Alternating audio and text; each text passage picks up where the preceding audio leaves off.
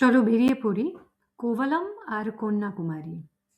কেরালা বেড়াতে গিয়ে সব শেষে গেছিলাম কোভালাম, আর সেখান থেকে একদিনের জন্য কন্যাকুমারী। সেই গল্পটাই বলবো।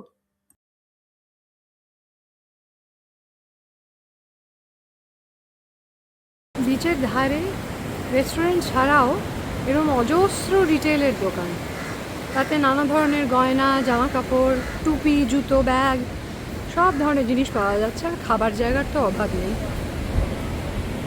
কোভালাম বিচ, হাওয়া বিচের জায়গায় রাস্তায় রাস্তায় এরকম প্রচুর সি ফুড রেস্টুরেন্ট, আর তাদের সামনে fresh catch of the day, একদম ফ্রেশ মাছ এরকম সাজিয়ে বিক্রি করছে। যেটা পছন্দ হবে সেটা হাতে তুলে নিয়ে ওদের দিলে ওজন করে সেটার দাম দেওয়ার পরে ওরা রান্না করে এই রেস্টুরেন্টটাতে সার্ভ করবে।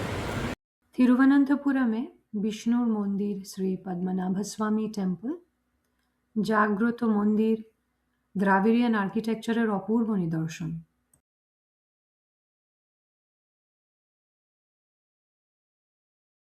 এক্ষুনি দেখালো ৭১ কিলোমিটার গেলে কন্যাকুমারী পৌঁছবো, ভারতবর্ষের দক্ষিণতম অংশ। কাউন্টার থেকে টিকিট কেটে সোজা গিয়ে বোটে উঠতে হবে বিবেকানন্দ রকসে যাবার জন্য। এই ফেরিবোটগুলো যাত্রীদের নিয়ে বিবেকানন্দ রকে পৌঁছে দিচ্ছে, আবার একদলকে নিয়ে আসছে।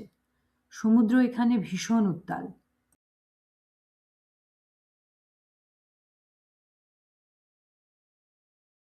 ভেতরে ভিডিও নেওয়া অ্যালাউ করে না, তাই বাইরে থেকেই ছবি তুললাম।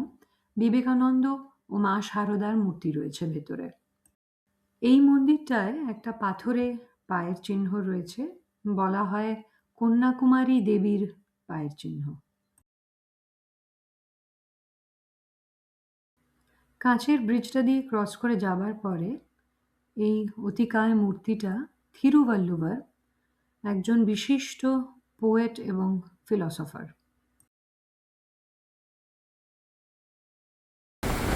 কন্যাকুমারীর সব দেখা হয়ে গেল, এবার ফেরার পালা।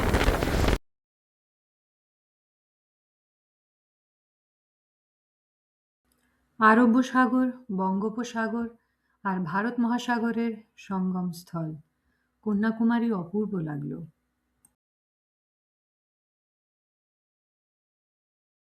আমাদের ৮ দিনের কেরালা ভ্রমণের এটাই ছিল শেষ। ভালো লাগলে জানিও, কোনো প্রশ্ন থাকলে জানিও, আমি নিশ্চয়ই উত্তর দেব।